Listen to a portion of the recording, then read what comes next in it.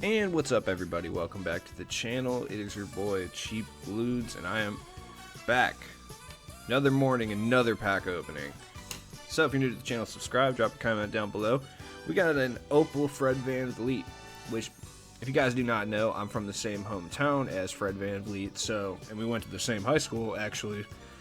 So I'm gonna have to try to get this card at some point. I got a 2% chance, which is not good, but we're gonna try it anyway, so let's go. This card's going to be honestly pretty good. I like his Amethyst card a lot. And like I said, hometown guy, got to try to get the card. Which means I absolutely will not because I want the card. So, whatever. Let's open some fucking heat check packs with this 2% chance and hope we strike gold. Yeah, not the first pack. We got Trevor Ariza. Okay. Like I've said in the past, the only good thing about opening these packs, I guess it's both a gift and a curse, is I'm getting closer to Opal Dame, but at the same time, I'm not making any of my MT back, though I could. I don't know. Alright, once again, probably nothing. Alright, Jonas Valanciunas and Donovan Mitchell. Actually, that Donovan Mitchell will net me some MT late in the future whenever his heat check card is updated, so that works. I think at some point they may do, I'm surprised they haven't done it yet, but I think at some point they may do a little badge upgrade on these heat check cards to keep them relevant. So don't be surprised there. Knowing 2K, they'll probably fuck up the power balancing completely if they do that. So definitely want to keep on edge on that one. I'm not saying go pick these heat check cards up, because don't. Yeah. The finish god, Glory Marketing. Bulls Nation. But, you know, just keep on the lookout. If they ever do that, you want to snap them up quick, but I don't recommend grabbing them in advance. So, yeah, we're not... Come on, I'm looking for that little glitch. The worst part is, if I do get a glitch, like, I'm going to be so excited because it's like... I'll be like, oh, man, I can only get Fred VanVleet. And then I, like, open it, and it's just like a Diamond Steph. Or, like, an Amethyst Jimmy Butler. And I'll be very upset. So, unlike normal, I'm going into this pack opening with absolutely zero hope that I will pull this card, because there's one card. Which is fucked. I mean, I feel like in the last week, things have happened. They couldn't have given just some random bench guy who got, like, 20 points, like a card. Maybe, like, a Montrezl Harrell, or, like, something like that.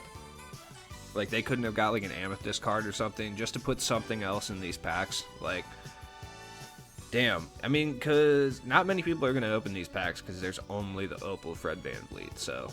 Only psychotic people like me. Whoa, oh my god, what up, Jalen Leck? By the way, as a community, when they do Spotlight Sims, because they are going to do Spotlight Sim cards again this year, they already confirmed that, can we band together and get Jalen Leck a card? Can we get him an Amethyst or a Diamond this year? He's the unofficial mascot of my channel this year, so we must band together to get him a card. Also, he should follow me on Twitter. That'd be cool. Yeah, I'm not liking these pack odds at all. Yes, Romeo Langford. Finally. So yeah, I don't recommend opening these in any way, shape, or form. I mean, if you want to shoot your shot and take, you know, maybe 2-3 packs, just see what you can do. Maybe you pull that VanVleet and he sets you up for a while. Go for it. I mean, realistically, obviously don't spend any money on it. But if you want to use some of your MT and just open 1 or 2 packs and see where your luck's at, for sure. But as you can see, I'm like 8 packs in and I've gotten nothing. I haven't even got any of the high tier heat check cards, so, which sucks. I'm hoping I at least can pull Giannis because he's still going for like a lot. Shout out to DVG for that video. They shot his price from like 25k up to like damn near 200. Ah, the power of I wish I wielded that power at some point. Actually, I don't, because then my market videos wouldn't make sense, because everything would be expensive, so... yeah, we're not doing too great right now. I'm probably just going to go... I have a lot of stuff in my catalog, or my collection, I should say, that I'm going to be selling over the course of next week, so I'm not really too worried about MT. Just because I have loaded up on badges that I will be selling prior to the tournament this week, which I'll talk about at the end of the video, so... If you're really interested in that, that'll be probably the last 3 or 4 minutes of the video. Oh, okay. I mean, that's cool. I doubt he goes for much, but it's pretty sweet. One thing I would recommend, though, is don't ever sell your heat check cards until they are either on fire or on that electrical fire thing that occurs.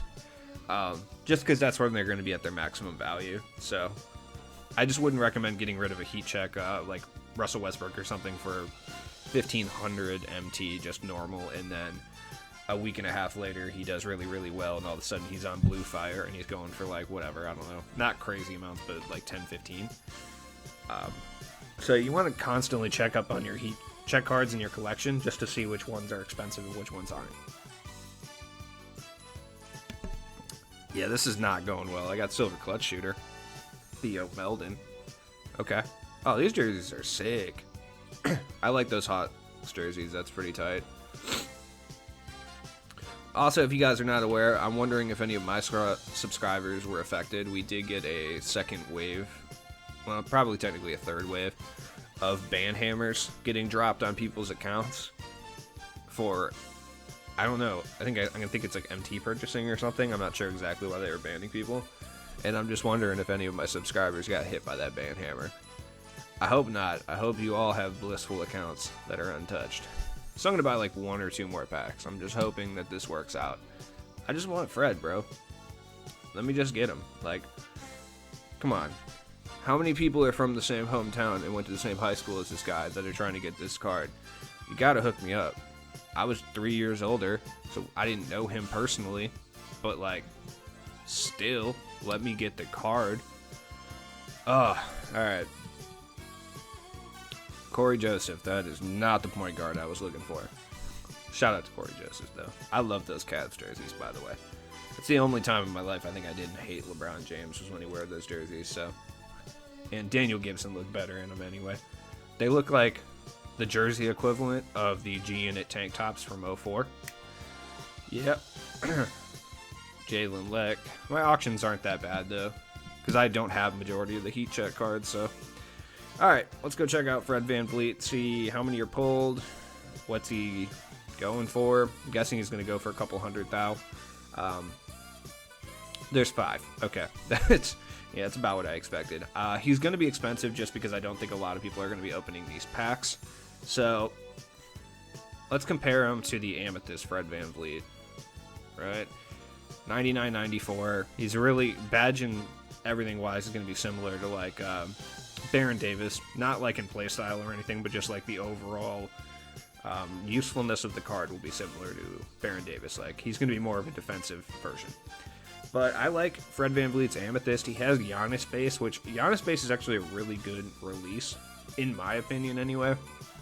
It's just, you know, Giannis can never shoot, but once he can shoot, it's a fun release to use. Great stats. I mean, he's gotten upper 90s in damn near everything. Solid enough. His tendencies, I don't think, changed except for his dunk tendencies a little bit better, which, I mean, he's got a 65 dunk. It's not crazy or anything. Yeah, Giannis releases pretty much every Giannis card and every Fred VanVleet card. All right, those are the only 2 people who have it. Okay. Badge count-wise, great. Excellent mixture of defensive and shooting badges and facilitating and playmaking badges. There's really nothing he needs. I'll go over a couple badges if you do happen to pull him and want to keep him. Yeah, he's got great badges. Badges I recommend giving him. Pickpocket for sure. I'm surprised he doesn't have it already, but they have to leave something off. Defensive leader. I would put that on him. Showtime, no. Handles for days. That's really it. Handles for days and pickpocket. Like Showtime and fast break finisher don't do anything because he's only got a 65 dunk. So he's not going to dunk it often enough for those to really go into effect. You could give him chase down artist too, but it's not really going to do too much, but it does give him an extra chance at a chase down block if you're, you know, trying to defend the fast break. But he's 6'1", so I'd highly doubt he's going to get many of those anyway. That being said, if you draw this card, okay, there's more of them. There's more of them popping up. You know what? That gives me hope. We're going to go back for round 2, dog. Should I do this? Absolutely not. Am I going to? Yeah, like I said, I never care about MT, dude. JB Bickerstaff, of course. Of course my nemesis rears his head again. Look at him, looking at me like, boy, you shouldn't be opening these packs. I know, JB. I know. He has like this fatherly look of disappointment on his face every time I open these packs. It's really not good. That was a terrible accent, by the way. Patrick Williams, Nemesis number 2. Actually, you know what? I talked a lot of shit about him when the Bulls drafted him. He's actually been playing really well. So maybe that was a smart draft pick on the Bulls' end. So maybe this is why I'm not running the Chicago Bulls, I suppose. Though I will say I could do a better job for the most part. Yeah, we're going to open a couple more packs. I probably shouldn't open that many more, but the thrill is too much for me. Mason Plumlee. Oh, God. Oh, fucking God. Okay.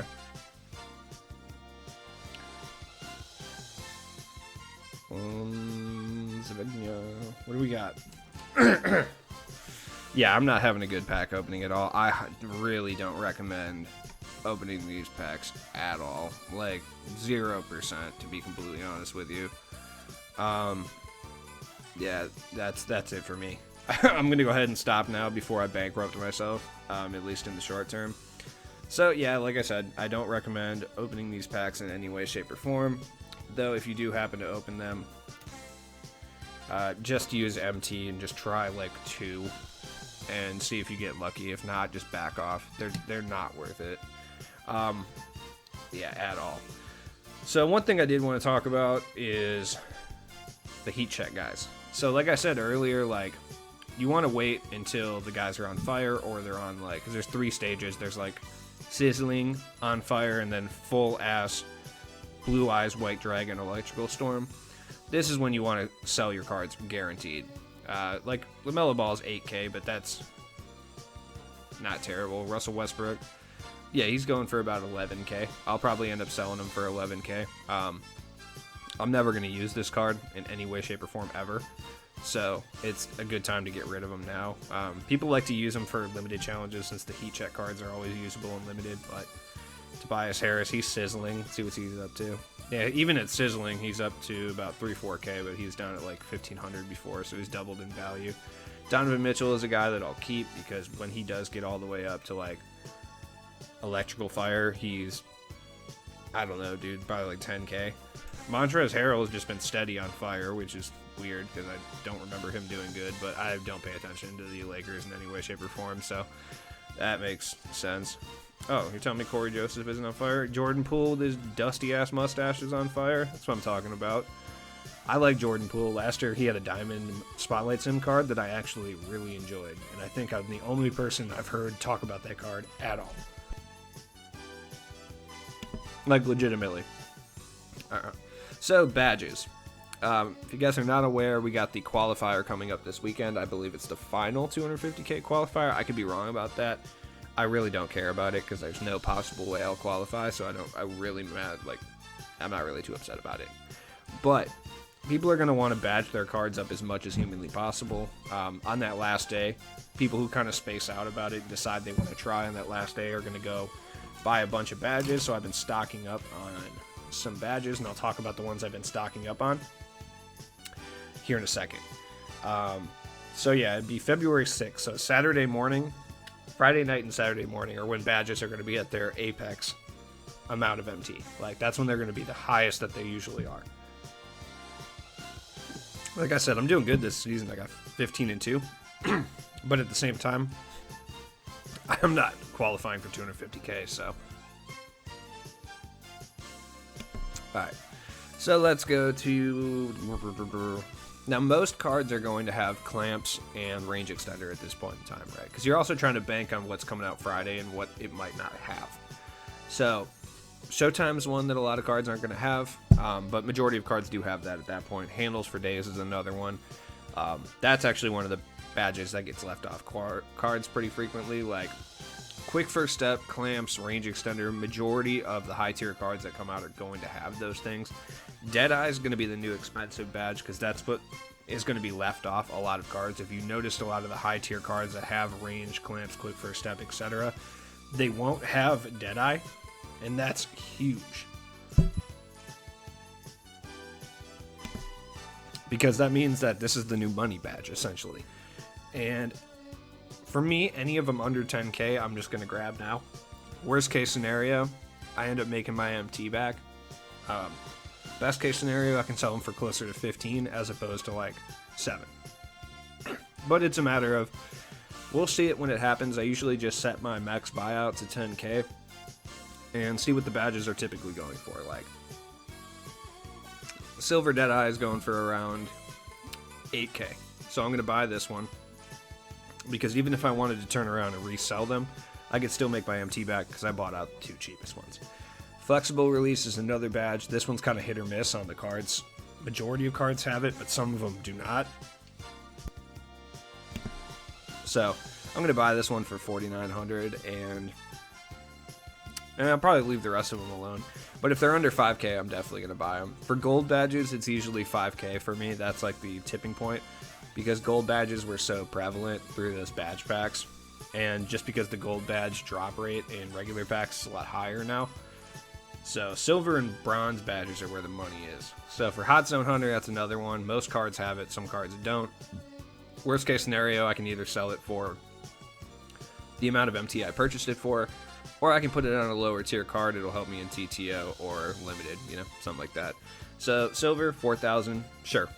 Not much risk on that one. Like, I'll probably make my MT. Worst case scenario, I'll lose a couple hundred, but it's a lot cheaper than majority of them. So I'm gonna go ahead and pull the trigger on that one. Hopefully, one of the elite cards doesn't have Hot Zone Hunter. That would be fantastic, but kind of unlikely. But at the same time, maybe there's a budget beast that doesn't have Hot Zone Hunter, so I'm banking on that essentially. Range extender for me is, it's tough to recommend going range extender, because like I said, majority of the top tier cards are going to have it at this point. But if you can find a silver range extender under 10k, pull the trigger immediately. That badge will always be over 10k at this point. Let's see, is there anything else that really makes a whole lot of sense here? Not really. Clamps, like I said, most cards have clamps. You're going to run into a couple that don't, but clamps is cheaper for a reason. Majority of cards have it. 2K's kind of messed themselves up with power balance, so every card's going to have range and clamps, because they won't be used if not, and they won't be purchased if not. So Intimidator is a lot cheaper because every card basically has Intimidator right now. So if you've ever wanted to Intimidator out one of your lower tier cards, now's a really good time, because a badge that used to be 25k for bronze is now like 2.5, 3k. So I don't think investing in Intimidator is a great idea, because majority of cards are going to have this badge. It's one of the most hyped badges in the game. So other than that, I mean, you could just try to guess which badges the cards aren't going to have. Yeah, Showtime is another one that a lot of cards won't have. Gold Showtime is stupid cheap, but bronze and silver is really expensive. So if you have any of those, I'd wait till Friday or Saturday to sell them. So anyways, it's been your boy Cheap Ludes. Thanks for watching the video. I appreciate all of you guys. Check out my description for all my stuff. I'm going to finish out the tier list today, so I will be dropping the power forward and center tier list later today as well. So thanks for everyone for submitting your squads. If you didn't make it, keep submitting. Definitely gonna switch it up every single week. So anyways, good luck. Don't spend money on packs, and peace out.